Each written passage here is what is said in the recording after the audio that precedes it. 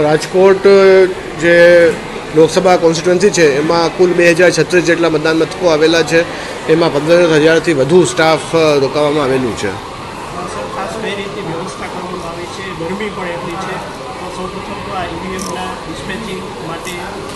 એટલે જ અમે બહુ વહેલા જ સ્ટાફને 6 વાગ્યાથી જ બોલાવી લીધું હતું. અત્યારે ટીમ ફોર્મેશન પૂરું થઈ ગયું છે, જે સાહિત્ય વિતરણ છે એ પૂરું થઈ ગયું છે અને હવે ઝડપથી ઈવીએમ ડિસ્પર્સ કરી ટીમોને રવાના કરવામાં આવશે.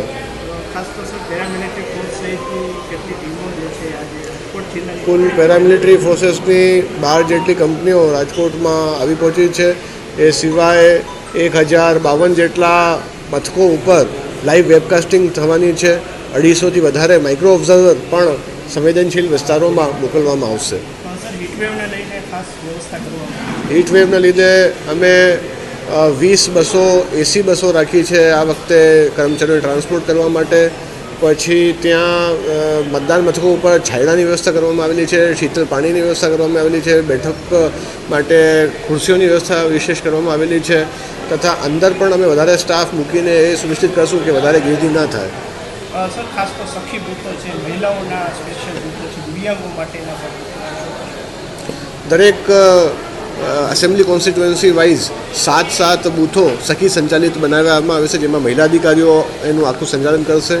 પછી બીજું આપણે દિવ્યાંગ અફસરો દ્વારા એક બૂથ દરેક એસેમ્બલી કોન્સ્ટિટ્યુન્સીમાં ચલાવવામાં આવશે. એ સિવાય દરેક એસેમ્બલી કોન્સ્ટિટ્યુન્સીમાં એક મોડલ પોલિંગ સ્ટેશન પર ઊભું કરવામાં આવેલું છે.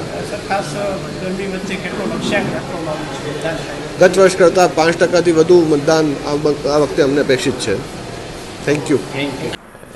એમાં તો આજ સવારે 6 વાગ્યાથી અમારું આ કામ શરૂ થયું છે. જે બીજી એસીમાં જે અહીંયાથી સ્ટાફ રવાના કરવાનો હતો અને 6 વાગે અમે લગભગ 6 બસો અહીંયાથી જસદણ અને ગોંડલ સાઈડ રવાના કરી છે સ્ટાફને. ત્યારબાદ ત્યાંથી જે આવેલો સ્ટાફ છે, અમારા 310 મતદાન મથકો છે, એ ઉપરનો જે અંદાજે 1600નો જે સ્ટાફ છે, પ્રિસાઇડિંગ ઓફિસર અને પટ્ટાવાળા સહિતનો, એ સ્ટાફને અમે આજે અત્યારે સવારમાં એ લોકોને નાસ્તો આપ્યો છે. અત્યારે એમને લંચ કરીને પછી ઈવીએમ સાથે રિસ્પેક્ટિવ બૂથ ઉપર ઝોનલશ્રી સાથે પહોંચાડવા માટેની વ્યવસ્થા કરેલ છે. ખાસ કરીને કેટલા કર્મચારીઓ છે અને કયા પ્રકારની સાવધાની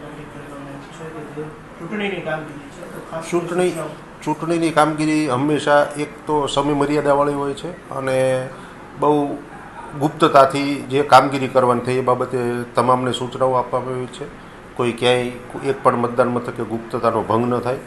માનનીય કલેક્ટર સાહેબ શ્રીના માર્ગદર્શન હેઠળ એઓએ જે અમોને સૂચના આપી છે, નાયબ જિલ્લા ચૂંટણી અધિકારી શ્રીના માર્ગદર્શન હેઠળ અને અમારા એઆરઓ શ્રી નિશા મેડમના માર્ગદર્શન હેઠળ તેઓએ જે ગુપ્તતા બાબતે, મતદાન મથકની ગંભીરતા બાબતે જે સૂચના આપી છે તે તમામ બાબતોને આવરી લઈને આજે આ ડિસ્પેચિંગ સેન્ટર ઉપરથી અમે અંદાજે લગભગ 1700થી 1800 પોલિંગ સ્ટાફ બસ મારફતે રવાના કરીશું.